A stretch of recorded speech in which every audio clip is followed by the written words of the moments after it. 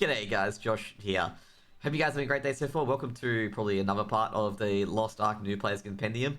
And now we're going to go out of Stronghold and we're going to go into the next area, which will be sailing, which is the next one you're going to get. So basically going to press Z. So let's just check everything first of all, okay? Let's just do this bit by bit. Because sailing, well, it's not too complex. So basically, let's start the sailing. Let's start with the net option here. And this is the crew option. So basically, you get a default crew member, which is, I believe, if we check the crew list, is... Well, I've got a lot of crews you can see here. You get Eshu, who can be put on anything. So with normal crew you can shove onto any ship. And as you can see here, this crew can only be shoved onto the Estork, which is my ship at the moment. You also do get Ahu's, another one who's the Estork exclusive. So you got normal crew, you can put them anywhere. If you got that crew, you can only put it on certain that boat. Now with these guys here, be aware that they all have their own, green, blue, epic, legendary, and relic, crewmates. So you can have like 10 Carls basically of different variety. And Pooper Ring, same as deal. Niera, same deal. As you can see here, I've got an epic Nerio, and then I got a legendary Nerio. Okay. The main advantages and disadvantages is that increases the resistances, but also decreases the resistances in other areas. So you need to make sure you got a good set of resistances. Now, there's 6 resistances here. As you can highlight here, there's Kelp Beds. So these are all the hazards on the ship. There are Kelp Beds, Sandstorm Seas, Siren Seas, Cold Snap, Tempest Seas, and Dead Waters. And we'll go through those on the map a bit later. But your crew can give speed, the base sailing speed, and also resistances here as well. Generally, you want to prioritize for speed because you can actually just sail around the areas that are bad, or you can sail through them if you've got enough resistances. It doesn't really matter either way. So that's how you can select your crew. Now, you also can select ship skills, but it doesn't really matter too much because you're going to basically, these are like the token skills to begin with. So it doesn't really matter too much. So like, treasure salvaging, harpoon throw, stun harpoon throw, and dragnet. You're going to use those quite a bit in the shipping missions that are part of the timer, the daily timer, which I'll show you shortly, but not now. Now, with the ship as well, you can actually switch between ships. So you can get the Astray, which is a big chain. So these ships here, the Astray, the Ivan's Wound, and a few other ships you can only get via questline. And same with the Eurus as well. Some of these ships are unlocked behind Una tasks and by story quests. Like, for example, the Stern Belt Breacher is given to you to access Shushia. The White Wind is given you after the Nika questline.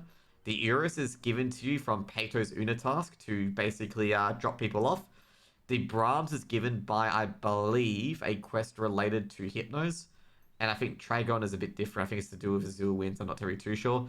The Astray is made by getting the Blackfang's report to max and getting a lot of other recipes as well using pirate coins and stuff like that. It costs like 300k pirate coins. And is also locked behind the Una task as well. The Ivan's Wound is also locked behind the Una's task, but you can actually, to speed these two up, you can actually use Una complete tasks or complete the cut tasks, with blue crystals when their thing isn't up to speed run it a bit further. With Una tasks, there's a reputation bar, which we'll get into the Una task section a bit later. But that's how you obtain most of these ships, and you can switch these ships like this, basically, and have their own crew menu. Now, as you may have seen just then, that this highlighted the upgrade tool.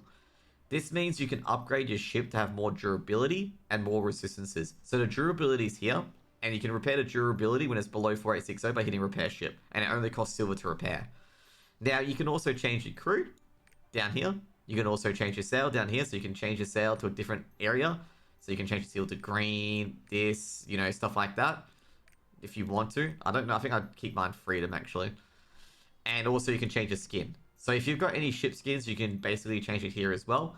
And also every single skin has 12 points that you can edit, put to resistances, okay? Other than the turtle. Now with this here as well, the ship skins have a certain abilities. So here you can get 30% extra fast sailing energy every time you use fast sail with Hermeta skins. And also as well, you can basically use speed without actually having to press it. Okay, as soon as you got full speed energy, you use it. This is probably one of the best skins that you can get, okay? Like, this one is probably the best skin you can get because you can just literally put your feet up and auto route it, and it always automatically use speed for you, and you basically can go AFK and get someone to drink, and it will do the best optimal destination for you. Okay, bit of meta play, I know, but that's how you do it. And also you can see it here as well.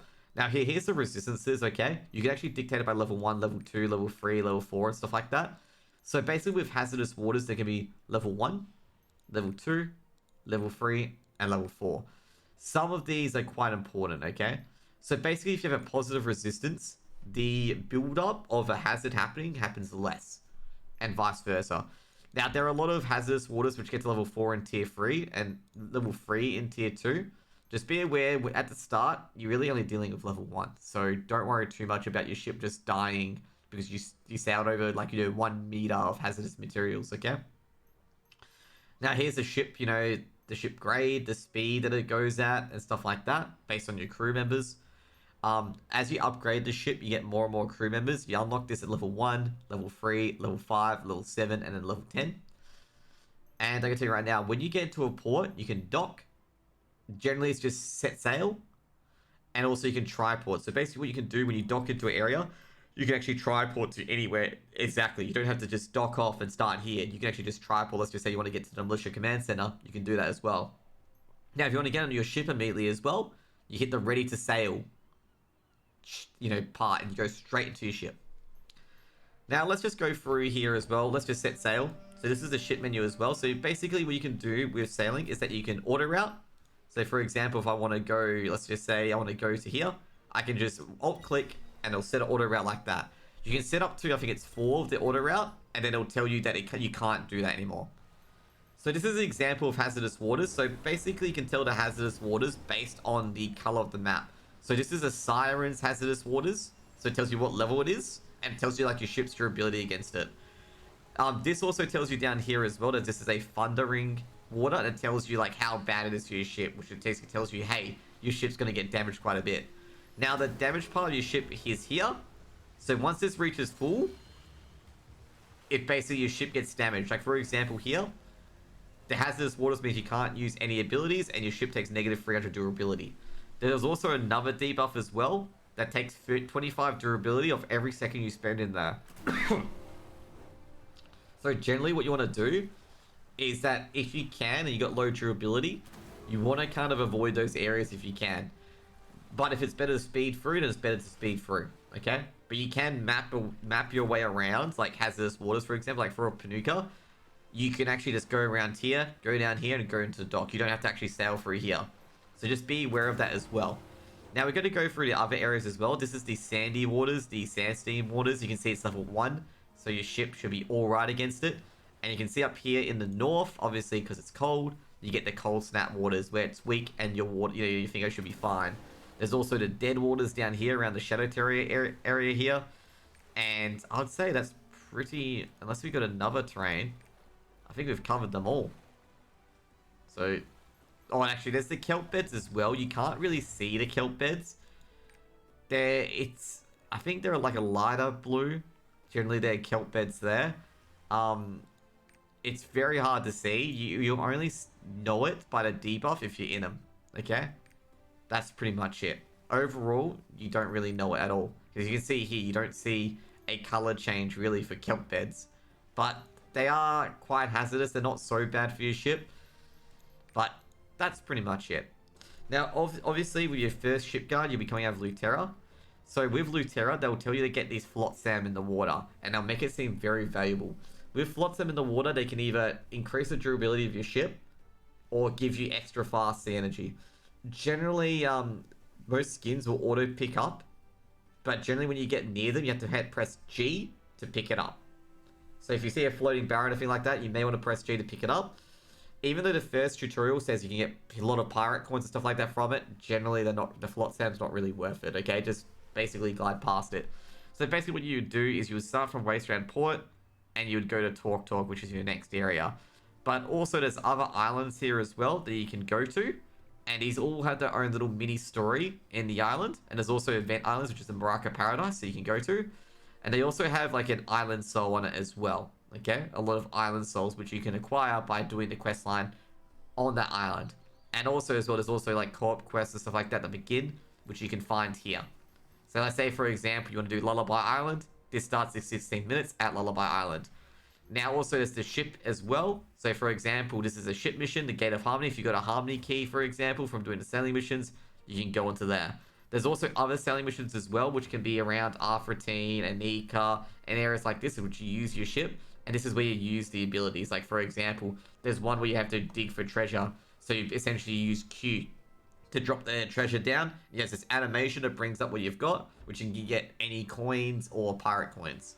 So like for example, if you do a Nika, you can get Gina coins and pirate coins from this mission. And there's also like, kill the sharks, where you just throw a harpoon out, and if you hit a shark, you do damage. There's also one to collect oil, where you put the dragnet out and collect the oil that way. And there's also another one as well with stun harpoon throw, where you use it to stun the mob to keep it there, so you can throw the rest of the harpoons to take out the mob. Now, you got your durability here. You got your knots that what you're going at the moment. To use speed boost manually, you hit space, which will tell you, and you go a lot quicker. So you can see here, I go 25%, 33% quicker, go from 30 knots to 40 knots. Really, really quickly. You also got auto route, which is, as I said before, you can press M and auto route with alt click, as you can see here. And last but not least, you can toot the horn with C. Okay? And you do a little cool animation. And overall, that's all for ships.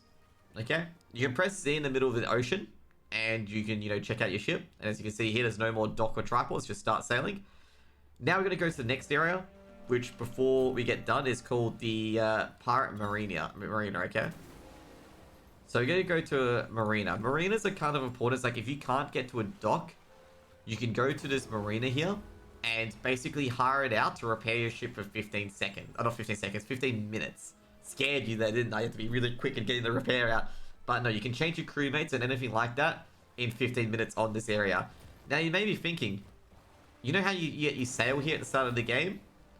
I've been thinking that this is the area where you land at the start of the game. So you're just basically going back to the beginning if you ever did the true share stuff. Now for here to open it, you press G. Once you open it, you can press Z, and you can fix your thing here. And it tells you, well, it's actually 20 minutes. You can tell you how long your time is left, basically. And you can switch crew here as well. You can even switch ships. You can switch ships at any destination. Now, you may be thinking, later on, you get a thing called the Ocean Liner, where you can go to different areas, and you'll be like, hang on, my ship's back in Lutera. How is my ship going to get here? It automatically goes there, okay? Like, your ship, whenever you go to sea, your ship will magically teleport to the area you need it to be. And that's it with all the ship guide here, okay? Now you can sail the 7 seas, basically. And I hope you guys have an amazing day. And I think later on today, I think we may be getting to, starting some of the end game, because there is very little left for you guys to learn. Which is, funnily enough, very little for you guys to learn, because it goes between just doing pure story and then it hits Northern. Anyways, guys, hope you guys have a good one, and see you guys later. Peace out. Bye.